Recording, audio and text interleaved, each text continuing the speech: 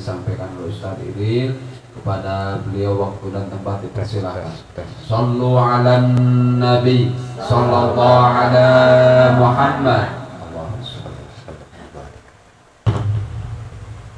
Bismillahirrahmanirrahim. Assalamualaikum warahmatullahi wabarakatuh. Waalaikumsalam warahmatullahi wabarakatuh. Alhamdulillahilladzi an'ama ni'matal iman wal islam wa ashhadu an la ilaha illallah wahdahu la syarikalah wa ashhadu anna Muhammadan abduhu wa rasuluh la nabiyya ba'dah. Allahumma salli wa sallim wa barik ala Sayyidina Muhammadin wa ala alihi wa sahbihi ajma'in, amma ba'du. Allahumma rabbi shrahli sadri wa yassir li amri wa hlul 'uqdatam min lisani yafqahu qawli. Allahumma arinal haqqa haqqa warzuqna ittiba'ah wa arinal batila batila warzuqna ijtinabah.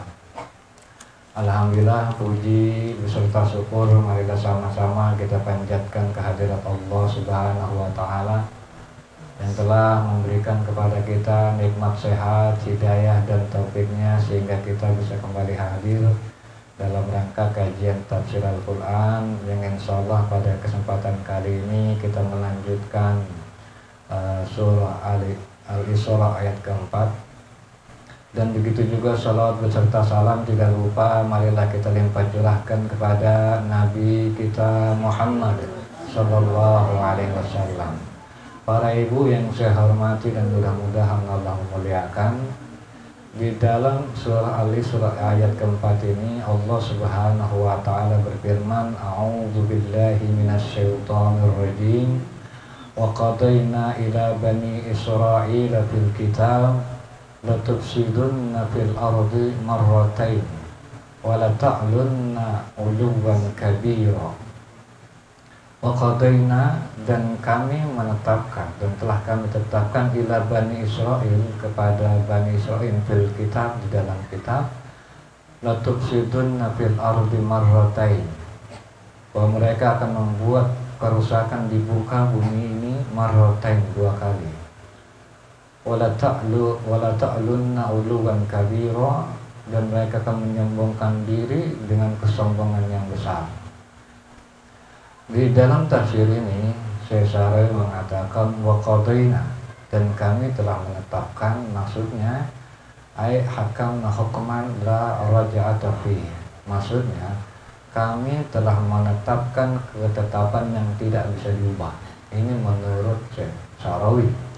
Sementara kalau kita mencoba melihat tafsir lain, yaitu tafsir Jalalain, jadi yang dimaksud wa qadaina itu bermakna wa auhayna, dan kami mewahyukan, begitu. Makanya di kelanjutan ayat mewahyukan fil kitab, yaitu di dalam kitab, yaitu kitab Taurat. Tetapi dalam kesempatan kali ini Syekh Syarih menafsirkan bahwa dimaksud wa qadaina itu artinya menetapkan. Dan juga beliau menerangkan Qada itu artinya keputusan yang ditetapkan untuk memisahkan dua orang yang berselisih. Jadi keputusan yang ditetapkan untuk menyelesaikan permasalahan dua orang yang sedang berselisih itu qada. Sementara qadi adalah orang yang menetapkan keputusan dari dua yang berselisih tadi, atau kalau bahasa kita hakim, gitu.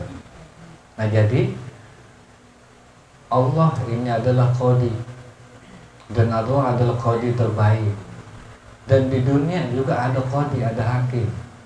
Cuman kan yang membedakan antara Allah dengan hakim-hakim yang ada di dunia, kalau yang namanya qadi atau hakim yang ada di dunia, di dalam menetapkan, memutuskan ketetapan tentang sesuatu yang benar, sesuatu yang salah, itu membutuhkan yang namanya dia bukti-bukti. Dia membutuhkan yang namanya saksi-saksi, baik itu yang diajukan oleh penuntut. Seperti kita perhatikan sekarang sidang Sambo misalnya, itu kan dihadirkan bukti-bukti, dihadirkan saksi-saksi. Kenapa? Ya karena hakim atau qadi di dunia ini memiliki keterbatasan, gitu. Artinya nggak bisa seperti Allah. Kalau Allah dalam menghakimi, dalam menghukumi manusia itu nggak perlu saksi, Allah nggak perlu bukti. Allah udah kuasa. Kalaupun Allah meminta bukti untuk tangan kita nanti bersaksi, mulut kita nanti bersaksi, kaki kita nanti akan bersaksi tentang diri kita, itu sekedar untuk membungkam supaya kita ini jangan ngebantah. Tangan lu ngomong begini, kaki lu ngomong begini, artinya begitu udah nggak bisa bantah. Walaupun Allah bisa menghakimi tanpa perlu ada bukti, tanpa perlu ada saksi gitu. Jadi di dunia siapapun itu nggak akan bisa, bahkan Rasulullah SAW sendiri. Nah, jadi dalam satu kesempatan Rasulullah itu pernah berfirman atau bersabda, bilang bagaimana? Innama ana basarum mislukum. Sesungguhnya aku adalah manusia mislukum, sama seperti kamu sekalian. Wa innakum tahtasimu ilayya. Dan sesungguhnya kamu sekalian ketika kamu berselisih, kamu kan menghadap kepada saya. Artinya minta diadilin sama Rasulullah. Tapi apa? Wala'alla ahadukum an yakuna alhana bihujjatihi. Dan apa? Dan kamu juga berharap mudah-mudahan salah seorang di antara kamu itu apa? Dan kamu juga bisa jadi salah seorang di antara kamu itu ada yang pintar ngomong di hadapan hakim, di hadapan Rasulullah, sehingga kesaksiannya itu lebih diterima oleh Rasulullah. Maka apa? Fa'aqadilah, maka aku apa? Memenangkan kamu. Padahal kamu itu salah misalnya, kalau kata Rasulullah. Tapi karena kamu pintar ngomong, bisa jadi kamu pintar ngomong, kamu bisa menangkan. Udah kan gitu. Faman qada itu lahu minal haqqi akhihi syai'an. Maka barang siapa yang mengambil baginya daripada hak saudaranya sedikit, artinya dia bohong nih ketika bersaksi, ngibulin hakim lah, maka apa? Fala ya'khud, maka jangan kamu berbuat demikian. Karena kalaupun aku memutuskan, ya kan, aku kan istilahnya Rasulullah kan memutuskan berdasarkan kesaksian. Artinya ana ahkamu bil zawahir wallahu yahkamu bis sarair. Aku hanya bisa menghukumi kamu secara zahir dan Allah menghukumi kamu secara batin. Tetap aja Rasulullah akan menghukumi kesaksian siapa yang istilahnya paling benar dalam bersaksi gitu. Walaupun misalnya bersaksi ini salah, maka kalau kata Rasulullah jangan diambil. Fa innam aqta'u lahu qit'atan minan nar. Karena sesungguhnya yang aku berikan itu kepada kamu adalah potongan api neraka. Gitu. Artinya pengadilan dunia terkadang apa? Nggak bisa kita menuntut keadilan sepenuhnya. Kadang ada curangnya, ada bohongnya. Dan kadang kita juga sebagai orang bisa aja berbohong di hadapan hakim. Dan kita ambil misalnya keputusan hakim yang menguntungkan kita. Tapi hati-hati kalau itu menguntungkan kita, tapi dengan mengambil hak orang. Kalau kata Rasulullah itu merupakan potongan api neraka. Seperti itu, Bu. Nah, begitu juga yang namanya kalau misalnya kita kan kadang-kadang nih orang bilang begini, ini salah, ini benar misalnya. Padahal itu bisa jadi itu orang itu salah. Maka apa kalau kata Rasulullah? Istabti qalbak, maka mintalah fatwa, mintalah nasihat kepada hati kamu. Walaupun kamu minta nasihat sama orang dinasihati. Tapi kalau misalnya nasihat orang tadi nggak benar, ngajarin salah misalnya, maka minta nasihat hati kita, minta hati nurani kita supaya apa benar apa enggak. Nah, yang jadi pertanyaan, bagaimana kita bisa minta fatwa sama hati nurani? Kan begitu. Karena kan nggak semua hati nurani orang itu sehat normal, ya kan? Nah, ciri-ciri hati nurani yang sehat, kalau kata Rasulullah, ketika dia melakukan satu kesalahan, walismu mahaka fi nafsi. Yang namanya kesalahan itu sesuatu yang menggelisahkan kita punya hati. Kalau kita ngelakuin kayaknya nggak enak hati aja. Misalnya kita habis sama orang tua ngelawan, maki-maki orang tua. Nah, setelah kita maki-maki orang tua, kayaknya ngerasa dosa, ngerasa salah. Nah, sesuatu yang menggelisahkan hati itu adalah ismun, dosa. Kalau misalnya kita bisa sampai tingkat demikian, itu berarti hati kita sehat. Contoh, misalnya kita mau ngomongin orang, di tengah kita ngomongin orang nih, ngegunjing orang, ngefitnah orang, hati kita bertanya-tanya, apa iya bener nggak ini begini?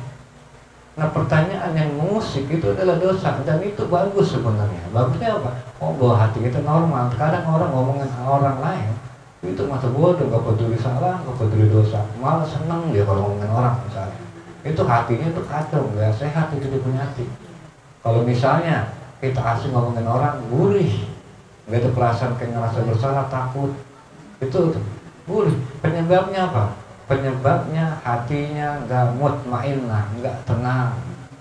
Nah, bagaimana cara kita memiliki hati yang ketika kita berbuat salah udah negor duluan, udah ngingetin kita duluan, dengan perasaan gak enak, dengan perasaan was-was.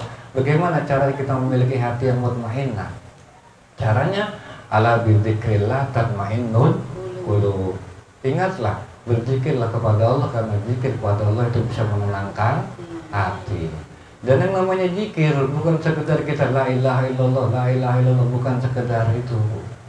Majelis zikir ini majelis ilmu, ini juga kata apa? Merupakan bentuk majelis zikir.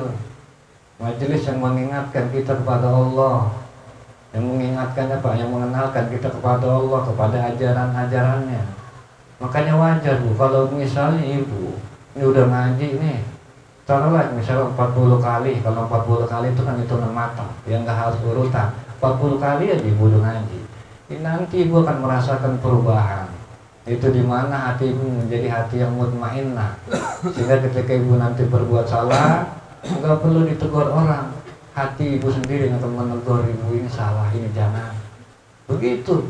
Nanti itu kalau misalnya ibu sedang meraih hati yang mutmainnah. Dan cara meraih hati yang mutmainnah, ngaji, cari tahu petunjuk apa yang Allah pengen, apa yang Allah pengen dari kita. Kalau misalnya ibu istiqomah, insya Allah setiap ibu kan berbuat salah ditegur sama diri ibu sendiri. Oh jangan tuh, kata Ustaz begini, jangan. Ada peringatan mulia. Nah itulah yang dibilang apa? Kita punya hati yang mutmainnah, yang bisa menegur di mana kita salah, begitu. Makanya sama yang namanya ngaji, jangan, kalau bisa jangan absen. Maka agendain kita punya waktu dalam seminggu, pastikan waktu itu kita buat Allah, gitu. Dan juga itu mengenai ciri hati tadi ya. Dan juga di kelanjutan ayat Allah Subhanahu wa taala berfirman, wa qadaina ila bani Israil. Bani Israil itu adalah keturunan daripada Nabi Yakub. Karena Bani itu artinya keturunan, Israel itu nama lain daripada Nabi Yakub. Yaitu apa? Fil kitab, di dalam kitab. Ada ulama yang menafsirkan bahwa kitab di sini adalah Lauh Mahfuz, yaitu kitab di mana Allah menulis, menetapkan takdir kepada hamba-hambanya. Ada yang bilang begitu. Ada juga ulama yang mengatakan bahwa kitab di sini ya Taurat. Seperti Syekh Sa'rawi menafsirkan bahwa kitab di sini adalah kitab Taurat, begitu. Artinya Allah tetapkan. Dan perlu kita tahu bahwa yang namanya kitab, seperti di ayat sebelumnya yang mungkin juga saya kelewat menjelaskan kepada ibu, bahwa Allah kan berfirman apa? Wa ataina Musal kitaba, dan kami mendatangkan kepada Musa al-kitab, yaitu kitab Taurat, wa ja'alna hudan li bani Israil, yang mana tujuan daripada kitab itu Taurat itu hudan li bani Israil, petunjuk buat orang Bani Israil. Al-Quran juga sama, hudan lil muttaqin, petunjuk bagi orang yang bertakwa. Nah yang jadi pertanyaan, apa sih ibu yang dimaksud atau makna daripada petunjuk? Nah jadi kalau kata saya salah, yang dimaksud wal huda, dan huda itu huwa tariqu muwassilu li ghayati min aqsari wajhi. Jadi apa? Jalan singkat untuk mencapai tujuan. Dan juga apa? Wa bi aqalli taklifah, dan juga dengan biaya yang murah. Jadi apa? Jadi namanya huda, jalan singkat untuk mencapai tujuan dengan biaya termurah. Apa itu? Wa huwa siratal mustaqim, dan maksud jalan itu adalah jalan yang lurus. Kalau kata ahli teknik atau ahli handasah, kalau kata Syekh Sa'rawi, jarak terdekat antara satu titik dengan titik itu kan garis lurus. Itu cara tercepat, nggak belok kanan belok kiri, lurus. Makanya tol itu kemana kan lempeng semua. Kenapa? Karena itu cara tercepat kita untuk mencapai dari satu titik ke titik yang lain, kan begitu. Lebih cepat kayak sekarang nih, dari Jakarta ke Surabaya udah 15 kan itu. Cepat, kenapa? Karena jalan lurus. Nah, Al-Quran, Taurat, apapun itu yang dimaksud huda itu jalan yang lurus. Sebenarnya kita kalau mau hidup enak, ikutin jalan tadi. Jangan hidup tuh macam-macam, ke kanan ke kiri, ke kanan ke kiri. Padahal apa Bu? Dalam satu kesempatan, ya Bu, sahabat itu dia pernah bertanya mengenai Rasulullah tentang apa? Tentang amalan yang bisa mengantarkan dia ke surga dan menghindarkan dia ke neraka. Ya udah, Rasulullah cuma jawab apa? Beribadah kepada Allah, jangan musyrik, mendirikan sholat, menunaikan zakat, melaksanakan puasa, haji jika mampu. Udah, nggak banyak cerita apa macam-macam, enggak. Nah, terkadang kita hidup itu macam-macam. Kita kan disuruhnya apa? Lempeng. Tapi kadang-kadang hidup kita pengennya dengki sama orang, hasut sama orang, hidupnya kerjanya kepoin hidup orang. Ya kan begitu. Nah, ini yang bikin ibu jadi susah. Ya kan? Coba Allah melarang ibu hasut, enak. Ibu hati nggak capek. Allah melarang ibu dengki sama orang, enak. Allah memerintahkan kepada kita memaafkan kesalahan orang, enak. Hati kita juga udah nggak jadi dikduk kalau ketemu orang yang kita kesal. Kan begitu. Coba, ada nggak ajaran Islam yang ngerepotin? Nggak ada. Yang ada, tapi kebanyakan kita zaman sekarang Bu, udah kayak orang-orang apa? Orang-orang kafir di masa Rasulullah. Jadi orang-orang kafir itu di masa Rasulullah, di dalam Al-Quran Allah pernah bilang apa? Innal ladzina ajramu kanu minal ladzina amanu yadhaqun. Sesungguhnya orang-orang berdosa itu apa? Kalau melihat orang beriman itu yadhaqun, ketawa, ngejek. Dan juga apa? Wa idza marru bihi yataghamajun. Dan juga ketika mereka lewat, ya udah ngomongin tuh, dijelekin. Wa idza qalabu ila ahlihim inqalabu faqihin. Dan ketika mereka kembali kepada keluarganya diceritain gitu, orang-orang beriman sambil diketawain. Kan gitu. Wa idza ra'awhum qalu inna haula'i ladallun. Dan juga ketika mereka melihat orang kafir, mereka bilang sesungguhnya lu sesat lu. Kalau kata orang kafir tuh. Apa kata Allah? Wa ma ursilu alaihim hafizin. Apakah kamu diutus untuk menjaga mereka? Maksudnya apa Allah bilang begitu? Emang lu hidup disuruh ngurusin hidup orang apa lu? Disuruh ngomentorin hidup orang-orang beriman? Ribet amat hidup lu. Kalau kasar gitu begitu.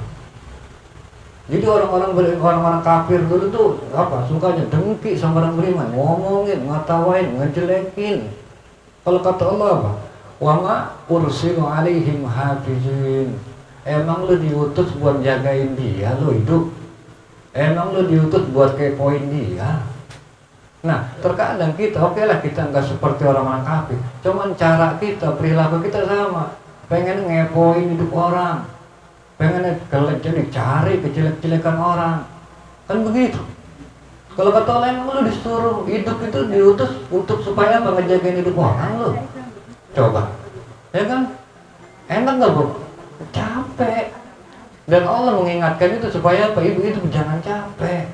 Kita ini agama hutan, lu sudah lempeng. Gue belok kanan, belok kiri. Yang pada akhirnya menyusahkan dirimu sendiri itu. Seperti itu Bu. Al-Quran atau Islam ini mengajarkan. Islam juga mengajarin kita nyari rezeki yang halal. Kadang orang juga nyari rezeki apa? Yang haram sampai mengorbankan nyawa, mati konyol. Kan gitu.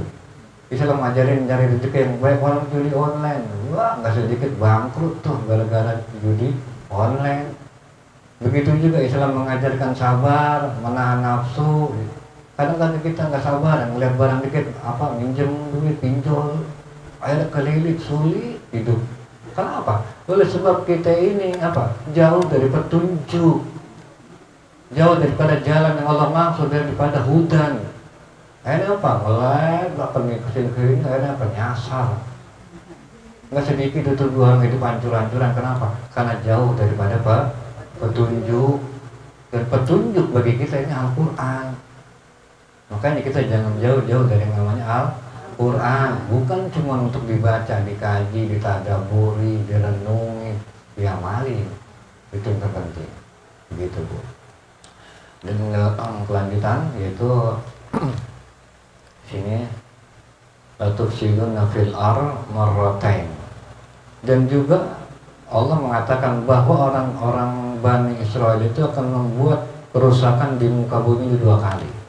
Nah, jadi apa sih Bu yang dimaksud membuat kerusakan? Jadi adapun yang dimaksud pengerusakan di sini, jadi namanya merusak itu mendatangi sesuatu fasilitas yang baik lalu mengeluarkan dari fungsinya. Contoh, sumur. Mungkin kalau mau sumur kerek teman, sumur ya. Sumur itu kan apa? Fasilitas yang baik. Lalu kita datangin itu sumur, kita berakin, kita kencingin, ya kan? Itu kan fungsinya padahal itu sumur buat air minum, tapi dirusak fungsinya. Kita kencingin, kita berakin, nah itulah yang namanya merusak, mengeluarkan sesuatu dari fungsinya. Itu yang dikatakan merusak. Banyak, apalagi banyak contoh sebenarnya. Dan juga kayak kita nih, kita ini kan bisa dikatakan merusak bukan secara dohir, tapi secara mana? Contoh, Allah Subhanahu wa Ta'ala menciptakan kita apa? Allah menciptakan kita ini kan apa? Tidaklah semata-mata menciptakan jin dan manusia kecuali buat beribadah. Itu yang pertama. Dan yang kedua, wa ansakum minal ardi wasta'marakum fiha. Dan dia yang menciptakan kamu dari apa? Dari tanah. Untuk apa? Untuk memakmurkan, untuk memberikan kemakmuran di muka bumi. Nah, kita ini kan diciptakan apa? Buat beribadah. Tapi ternyata kita mengeluarkan diri kita dari fungsi yang Allah tetapkan. Malas kita ibadah. Nggak ada ingat-ingat sama Allah. Buru-buru ngaji, sholat, kita nggak mau. Puasa apalagi, haji jangan ditanya, jauh lah itu. Artinya apa?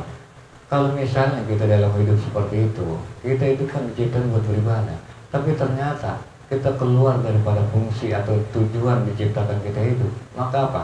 Kita itu merusak diri kita. Ya kan gitu. Kita diciptakan jadi orang yang baik terhadap orang, misalnya. Tapi ternyata apa? Kita jahat sama orang. Ini kan merupakan bentuk kerusakan. Baik kerusakan diri kita, lingkungan kita juga rusak. Gara-gara apa? Gara-gara ulahnya orang jahat tadi. Gitu itu sama ke bentuk pengerusakan. Begitu. Dan di sini kenapa di sini dikatakan 2 kerusakan? Kalau misalnya dibilang yang dilakukan orang Bani Israel itu cuma 2 atau nggak banyak dong, kan gitu. Bisa dimaklum. Nah, adapun yang dimaksud 2 di sini Bu, ini justru kalau misalnya dikatakan 2 di sini adalah terjadi sebelum Islam datang, itu banyak. Karena kesalahan mereka pertama membunuh para nabi, merubah isi Taurat, kan begitu. Itu sebelum Islam. Sesudah Islam ada lagi terhadap Nabi Muhammad sendiri, begitu. Jadi bisa dikatakan ya tadi kerusakan pertama sebelum Islam datang udah berbuat kerusakan, dan setelah Islam datang mereka berbuat kerusakan atau berbuat makar terhadap Nabi Muhammad Shallallahu Alaihi Wasallam. Artinya apa? Banyak banget kerusakan mereka, begitu. Dan yang terakhir Allah Subhanahu wa Ta'ala berfirman, wa idza jaa wa'du ulahuma ba'athana 'alaikum ibadan lana uli ba'atan sadida fajasu hilal diyar. Dan jika datang janji yang pertama dari yang kedua, ba'athna, maka kami akan mengutus alaikum terhadap kamu ibadah lana, hamba kami, uli ba'san, yang mereka memiliki kekuatan sadid, yang kuat.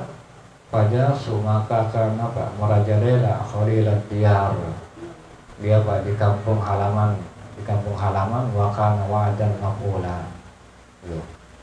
Nah, artinya kalau misalnya Allah mau hukum orang-orang Bani Israel itu apa? Allah akan datangkan daripada kepada mereka itu apa? utusan kami, yaitu hamba-hamba kami yang memiliki kekuatan. Nah, ulama ini berbeda pendapat mengenai masalah ini. Ada yang berpendapat bahwa memang dalam sejarahnya Bani Israel itu memang sering dibantai oleh banyak kerajaan. Salah satunya Raja Bukhtamsor. Dan menyebabkan mereka dibantai itu tadi karena orang Bani Israel itu punya dosa, punya salah. Tapi ada juga yang mengatakan bahwa yang dimaksud di sini itu bukan yang orang terdahulu, itu adalah nabi. Kenapa? Karena di sini menggunakan kata ibadah lana, yaitu hamba-hamba kami yang memiliki kekuatan. Dan itu adalah Rasulullah SAW dulu. Ketika itu kan apa? Mereka bikin perjanjian damai dengan Rasulullah di mana di Madinah, dikhianatin, diacak-acak. Akhirnya apa? Mereka terusir. Dan menyebabkan mereka terusir, yang menyebabkan mereka dihina orang, direndahkan orang, bukan karena orang lain yang salah, karena elunya yang bejat. Nah, begitupun kalau misalnya kita kan, misalnya nih sama tetangga dimusuhin, sama tetangga dijelekin misalnya, nggak ada salahnya kita introspeksi diri. Mungkin kitanya yang salah, mungkin lidah kitanya yang terlalu tajam, mungkin kitanya nggak terlalu kurang tapi sopan sama orang, bisa jadi. Dan begitu juga adab yang ditimpakan kepada orang-orang Bani Israel itu kan sering ditindak, dan penyebab dia ditindak bukan semata-mata karena kesalahan yang nindas, tapi karena apa? Karena mereka memiliki dosa, sehingga itu merupakan bentuk daripada azab yang Allah berikan kepada orang-orang Bani Israel.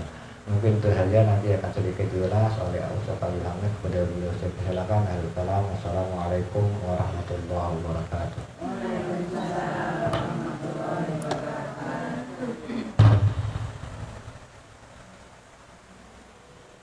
Ya.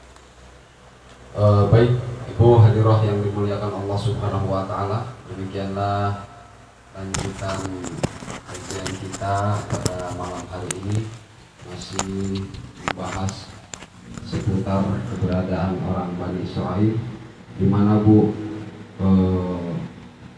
pada malam hari ini kita masih dari surah yang kemarin. Sekarang itu selalu Bani Israel yang diceritakan. Ini kan yang namanya hidup itu tadi sudah dijelaskan oleh Ustaz Iril bahwa semua manusia ini diutus dengan utusan Allah, kemudian diberikan berupa kitab, di mana kitab itu merupakan petunjuk bagi orang tersebut. Dan kita dikasih Al-Quran oleh Allah Subhanahu wa ta'ala sebagai petunjuk hidup. Nah, yang namanya petunjuk itu tadi sudah dijelaskan. Yang disebut hudan itu kan apa? Jadi hudan itu jalan tercepat. Kita kan kalau apa-apa pingin cepat, pingin mudah, pingin murah. Dan untuk mencapai satu tujuan yang cepat dan murah, ya pakai petunjuk agama kan begitu. Cuman kan masalahnya kita ini suka cari-cari jalan sendiri kan begitu. Kenapa cari jalan-jalan sendiri? Karena terkadang kita ini kan hidup model awalnya itu bukan pingin tunduk patuh sama Tuhan, tapi pingin memuaskan hawa nafsu. Akhirnya yang namanya pertimbangan kebenaran itu ya menurut kita ya pokoknya begini kan. Padahal dalam agama itu kan semua udah ada petunjuknya. Dan ketika kita pakai petunjuk itu, maka kita akan sampai di titik tujuan itu dengan cepat. Masalah kita misalnya dalam kehidupan sehari-hari, terkadang masalahnya kan coba masalah apa? Masalah keluarga. Kalau misalnya ibu sebagai perempuan ingin gampang masuk surga, kan begitu? Saya kan selalu kasih tahu, apa sih resepnya? Ya gampang. Kalau perempuan itu sholat fardu, puasa fardu, taat kepada suami. Nonton ibu cari jalan lain, macam-macam lah, begini. Udah cukup itu aja, sholat fardu, puasa fardu, taat kepada suami karena Allah. Kalau kata Nabi apa? Pilih mau pintu surga yang mana? Udah itu fokus. Kalau memang tujuan ibu ingin masuk surga. Sekarang kemudian dalam masalah keluarga, ingin sakinah mawaddah warahmah. Keluarga saya begini aja rumah tangga. Solusinya apa? Solusinya ya jalankan kewajiban sebagai istri. Nah, sebagai istri itu kewajibannya apa? Ya taat sama suami tadi karena Allah. Udah pakai itu aja. Insya Allah sakinah mawaddah warahmah. Bahkan kata Nabi apa? Bagi perempuan solehah, istri ya yang solehah, itu suami itu akan dimudahkan untuk membahagiakannya. Artinya apa? Rezekinya itu akan gampang bagi istri yang soleh. Makanya kalau suami kita kadang-kadang ruwet, kemudian rezekinya enggak lancar, mungkin ya kitanya kurang solehah. Bakti kita kepada suami itu kurang pas. Bisa secara perilaku pas, tapi niatnya yang enggak pas. Niatnya karena apa? Karena suami. Ini niatnya juga harus benar. Niatnya karena ngejalanin perintah Allah. Anak misalnya badar, anak saya gimana? Gampang. Kata Quran kan apa? Perintahkan anak kalian sholat dan bersabarlah dengan sholat. Kita ini cuma suruh merintahin anak. Yang namanya merintahin itu kan disuruh kan. Kalau waktu datang waktu sholat ya sholat nak.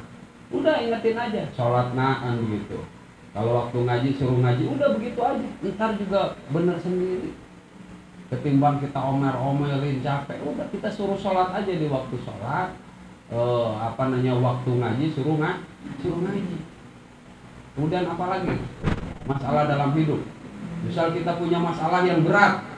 Kadang-kadang kan ada masalah yang berat, yang seakan-akan kita ini dikurung di satu ruangan yang nggak ada pintu keluar. Kan banyak orang begitu sekarang, stres jadinya. Kata Allah apa? Ista'inu bis-sabri was-salah. Jadi minta tolong kalian kepada Allah dengan sabar dan sholat. Ketika pertolongan dari Allah belum datang, ya bisa jadi kitanya nggak sabar, atau sholat kitanya nggak benar. Karena apa? Karena nggak mau ngaji tentang sholat. Sholatnya dari ingat aja sama ibu. Saya sekarang sholat misalnya, sholat. Saya tanya nih, ibu kan sholat nih. Saya yakin nggak pada sholat semua. Saya yakin ya. Cuman kan masalahnya ini ibu ini sholatnya sesuai dengan ketentuan apa enggak? Yang jadi masalah kan itu. Kenapa sesuai dengan ketentuan atau enggak? Ingat aja ibu. Saya belajar sholat di mana? Sama siapa? Tata cara sholat saya ini seperti apa? Saya nggak tahu kan ibu ini sholatnya kayak apa. Karena kalau kita berdiri berjamaah semua pasti sholatnya kayak begitu, ya kan? Karena yang namanya sholat itu satu pekerjaan yang membutuhkan ilmu. Jadi beda dengan macul. Kalau macul itu was sholat. Mintalah kamu tolong kepadaku bisobri was sholat, dengan sabar dan sholat. Jadi kalau pertolongan ini belum datang, bisa jadi kitanya kurang sabar atau sholat kita belum benar. Udah itu aja, fokus ke situ. Jadi ketika ada masalah itu jangan cari-cari solusi apa-apa, udah itu aja. Bagaimana caranya biar kita bisa sabar? Bagaimana caranya biar sholat kita ini ngefek untuk kehidupan kita? Jangan sampai sholat. Jadi kita ini jangan jadi tukang sholat, tapi jadi ahli sholat. Tukang sholat kan beda sama ahli sholat. Ya kalau yang ibu-ibu mau ngobrol seputar sholat, datang ke rumah saya atau ke Ustaz Iril aman. Saya kasih waktu untuk konsultasi tentang perkembangan keilmuan ibu-ibu. Saya kasih waktu malam Jumat setelah Isya, gak apa-apa. Kalau bisa yang masih punya suami sama suaminya gitu. Jadi biar mantap ya. Karena yang namanya hidup ini kan pasangan bu. Hidup ini apa? Pasangan. Jadi yang namanya pasangan kan mesti pas. Kita sendal nih kiri dan kanan. Kalau misalnya yang kirinya agak gede, yang kanannya kecil kan nggak pantas juga. Jadi harus sama-sama biar jalannya kelihatan serasi. Ini terkadang kita ini kan sebelah-sebelah. Yang lakinya sendalnya Indian, yang perempuannya sendal jepit. Atau sebaliknya, yang perempuannya sendal Indian, yang lakinya sendal jepit. Padahal hidup itu pasangan, dan yang namanya pasangan itu walaupun fungsinya berbeda tapi punya tujuan yang sama gitu. Makanya saya ngomong sama ibu selalu, ya kalau bisa ngobrol lah sama suami, dirayu-rayu gitu suami ini. Jadi jangan cuma dirayu-rayu suami itu biar getol nyari duit, biar ini ayo pak ngaji, biar ini kita begini, begitu dirayu. Jadi entar di surga bareng-bareng, senang bareng-bareng. Saya mah kalau sama istri saya itu bu, ini mohon maaf saya tahadus binikmat. Terkadang kalau istri saya pingin apa, dia nggak ngomong saya tahu. Itu sering saya begitu. Dan itu ya Tuhan kasihnya seperti itu. Kadang misal lagi pergi kemana, tiba-tiba saya di jalan itu harus bawa apa, dan istri saya begitu datang itu dia bilang, baru kamu ngomong begini dibawain ini. Dan itu nggak bisa dibohongi. Karena apa? Tuhan maha mengetahui tentang kebutuhan keinginan hambanya. Tapi kalau keinginan kebutuhan kita ini tidak disandarkan kepada Tuhan, ya terserah kita lah. Jadi dalam hidup ini kita pakai petunjuk agama. Tadi Ustaz ini udah bilang, yang namanya petunjuk agama itu jalan termurah, jalan tercepat gitu. Karena apa? Karena yang namanya agama ini lurus. Makanya kan ihdinas siratal mustaqim. Yang namanya lurus itu udah pasti yang tercepat itu. Tapi kan kadang kita belok sono, belok sini. Yang seharusnya kita fokus untuk jalan ke depan, kita mampir dulu ke sini, kita ngomongin orang dulu kan, kita ngomel dulu sama laki. Kalau cuma mau bikin kopi aja, ya bikin aja karena Allah. Udah nggak pasti, ntar akal kita dibawanya, laki gua beli. Jadi begitu. Banyak aturan ke sono kemari, padahal udah lurus aja karena Allah. Jadi yang namanya lurus itu apa sih? Jadi lurus itu fokus kepada siapa? Saya tanya, karena Allah bu. Jadi saya tanya ya, biar simple gitu. Ustaz, jalan yang lurus itu gimana sih? Karena Allah aja udah. Itu namanya lurus. Ibu misalnya nih, jualan. Karena Allah aja udah sangat jalanin perintah Allah udah. Gak usah berpikir yang macam-macam. Pingin kaya, pingin ini, gak usah. Nanti juga Allah yang ngurusin urusan kita. Saya terkadang akhir-akhir ini ibu mohon maaf, saya bingung. Orang pada cerita dagangnya lagi sepi, saya malah ramai dagangnya. Bener, saya kemarin ngomong sama istri. Orang kata dagang cerita begini bang, yang begitu. Saya malah lagi ramai, malah kemarin itu ngomong, alhamdulillah bu, dagangan ini dibawa lagi masih banyak banget, sampai 1 motor, dan duitnya dapat banyak. Kadang-kadang hitungnya saya juga nggak ngerti. Bagaimana nggak ngerti, orang dagang saya cuma 1 tastor gitu ya, tapi untungnya ya untuk mau makan apa aja udah ini, dan itu urusannya nggak bisa dihitung, nggak bisa dikalkulasi. Makanya saya ngomong sama istri saya, kalau udah tahu begini Tuhan kasih begini, saya bilang jangan sampai ada rezeki kita yang Tuhan titipkan kepada kita tiap hari, jangan sampai nggak ada yang dimakan orang. Jadi harus, saya itu udah sepakat sama istri, tiap hari harus ada rezeki yang lewat kita harus dimakan orang, sama siapa saja. Karena apa? Ya ini ujian Tuhan kan.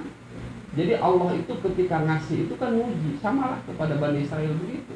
Jadi jangan sampai kita ini kan tabiat orang Bani Israel. Ketika Allah kasih nikmat kan orang Bani Israel itu nyombongin diri, bukan ingat sama Tuhannya. Yang akhirnya apa? Yang akhirnya Allah menghukum mereka. Karena apa? Karena menyombongkan diri itu tadi, seakan-akan kita begini itu karena kita hebat. Padahal pertolongan Allah Subhanahu wa ta'ala. Nah, ketika kita menjalankan petunjuk agama dengan lurus, semua karena Allah Subhanahu wa ta'ala, maka akan melahirkan ketenangan dalam jiwa. Jadi yang namanya orang tenang itu gimana sih? Kan kalau tenang itu udah nggak ada pertimbangan macam-macam kan. Makanya orang beriman itu akalnya itu harus diasah. Makanya dalam Quran kan yang diperingatkan kepada orang beriman itu kan afala taqilun, afala tatafakkarun. Artinya apa? Artinya kita orang beriman itu harus ngasah akal. Akal kita ini supaya sehat. Jadi akal itu apa sih kalau kata Al Habib Utsman bin Abdullah bin Aqil bin Yahya? Itu yang namanya akal itu merupakan cahaya petunjuk yang keluar dari hati kita. Jadi dalam hati ini, jadi ternyata hati ini mengeluarkan cahaya yang disebut akal, juga dari hati juga timbul hawa nafsu. Nah, yang namanya manusia beriman itu yang harus dominan itu akalnya, bukan nafsunya. Karena kalau akal yang dominan, maka hidup itu akan penuh pertimbangan. Pertimbangan orang beriman itu apa sih? Pertimbangan orang beriman itu bukan keuntungan, Bu. Pertimbangan orang beriman itu adalah perintah Allah. Kira-kira kalau gua begini sesuai nggak dengan ketentuan Allah? Kira-kira kalau misalnya begini Allah redho nggak sama gua? Kan begitu. Kenapa pertimbangannya Allah harus redho sama kita? Kan kita ini punya Allah. Saya bisa begini Allah yang kasih. Kalau saya mati besok kembali kepada Allah. Itulah pertimbangan-pertimbangan orang beriman. Jangan sampai kita itu jadi manusia yang dominannya hawa nafsu. Kalau yang dominannya hawa nafsu, lama-lama akal kita mati. Akhirnya hidup ini tanpa pertimbangan, serampangan, semaunya. Akhirnya kayak apa? Ya kayak binatang. Binatang itu kan begitu. Coba binatang. Ayam kalau mau kawin emang ada pertimbangan? Enggak ada. Mau depan siapa kayak, mau gaya apa kayak, di mana kayak, kan begitu. Itulah binatang. Makanya semakin kita ngaji, jadi akal itu akan tumbuh ketika ditunjang dengan petunjuk agama. Jadi semakin kita banyak tahu tentang petunjuk agama ini, semakin ibu ngaji, semakin ibu cari tahu tentang petunjuk agama ini, akan semakin membedakan kita dengan binatang. Tapi kalau manusia nggak pernah ngaji, nggak pernah cari tahu tentang petunjuk agama, ya mirip-mirip binatang, bahkan akan melebihi binatangnya binatang. Kan ada istilah kalau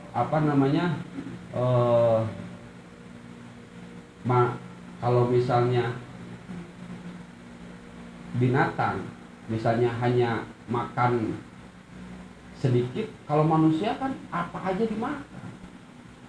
Karena apa? Karena manusia ini kalau kebinatangannya tumbuh itu akan lebih rakus daripada binatang. Naudzubillah dan mudah-mudahan kita ngaji sekarang ini menjadi satu wasilah lah untuk kita supaya ini greget, Ibu ya. Jadi saya ngomongnya gimana ya, biar greget sama ngaji. Maksud saya greget ini begini, jangan ibu ini cuman santai, saya udah ngaji begini-begini. Coba biar ngefek kepada orang-orang terdekat kita, kepada suami kita, kepada anak kita. Karena kan yang namanya hidup itu tadi, kita ini pasangan. Kalau misalnya sama anak, ya anak kan bagian tanggungan kita, dan itu semua harus keseluruhan. Jadi jangan kita cuman sendiri aja. Karena bisa jadi kitanya ngaji, kita udah tahu, berusaha benar, tahu-tahu suami kita begini, tahu-tahu anak kita begini. Akhirnya kan jadi ngefek dalam kehidupan kita. Jadi coba direnungkan. Sekali lagi, kalau kita pakai petunjuk agama dalam hidup ini, insya Allah kebutuhan, keinginan kita yang kita dambakan itu tercapai. Apa sih kebutuhan dan keinginan kita? Jadi kalau orang beriman itu, Bu, keinginan dan kebutuhan itu gak usah macam-macam. Hidup ini yang penting tenang. Yang penting apa, Bu? Tenang. Yang penting tenang. Karena apa? Yang dipanggil oleh Allah itu kan jiwa yang tenang. Coba Ibu lihat dalam Quran. Ya ayyatuhan nafsul mutmainnah, irji'i ila rabbiki radiyatam mardiyah. Jadi hidup itu hanya itu. Bagaimana jiwa kita ini tenang. Jadi kalau misalnya ibu masih duit banyak, misalnya duit ya rumah bagus, segala macam udah alokasi, tapi masih nggak tenang, berarti ada masalah. Dan saya nggak tahu mana ini ibu yang gelisah, mana yang tenang, saya nggak tahu. Orang modelnya sama aja. Yang namanya tenang, ya, yang namanya tenang itu kan adanya dalam jiwa. Dan ketenangan itu akan tumbuh ketika kita lurus kepada siapa? Kepada Allah. Jadi jangan belok-belok. Kalau bikin kopi buat suami, udah lurus aja. Kalau mau dagang, jangan bolak-belok, udah lurus aja. Jadi ini kan kadang-kadang lagi dagang, ngeliatin kiri kanan kita, oh ini dagangnya begini, ini begini. Kalau kata Ustaz ini, emang kita disuruh mantau orang hidup ini, ya fokus aja lah jalanin kehidupan kita. Saya juga sebagai pedagang begitu sama, jalan-jalan aja. Istri saya itu kan kalau belanja paling 200.000, 300.000 dari pasar Cakung, tapi fokus setiap hari mesti gitu. Bahkan kata saya, kalau menurut saya, jangan sampai ada barang yang kita nggak punya itu nggak kecapai. Karena kita kan harus disiplin, harus fokus. Allah kan ngajarinnya seperti itu. Tapi harus lurus. Lurusnya itu apa? Karena Allah. Berharapnya pun karena Allah. Jangan berharap sama langganan, kan begitu. Kadang-kadang, aduh langganan saya hilang, aduh begini. Ya biarin aja. Jadi nggak usah berpikir begitu, jadi nggak capek kita ini. Berharapnya kepada siapa? Kepada Allah. Jadi belajar hidup lurus ya Bu ya. Belajar apa? Hidup lurus. Jadi hidup lurus itu apa? Karena kepada Allah. Jadi jalanin karena Allah, berharapnya kepada Allah, jangan berharap kepada siapapun. Kalau kita berharap sama selain Allah, itu ambrak-ambrakan itu sulit, dan itu mesti dilatih.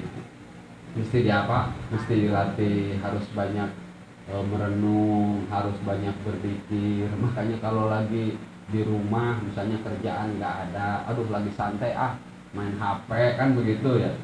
Ya kalau main HP-nya belum bisa kayak saya, jangan main HP. Kalau saya main HP-nya lain. Saya kadang-kadang istri saya kadang-kadang saya suka ini juga. Karena apa? Jangan sampai kita itu melakukan sesuatu yang lalai dengan Allah. Maksudnya lalai itu lupa gitu. Orang kan kalau yang kagak ngerti main HP fokus aja. Kalau ketawa sambil ngeliatin ada di HP. Allahnya lupa. Jadi kalau belum bisa begitu udah sedikit-sedikit gitu. Dilatih dengan berzikir, dengan ucapan, dibantu. Kita kan begini. Kita dulu Bude. Kan begini.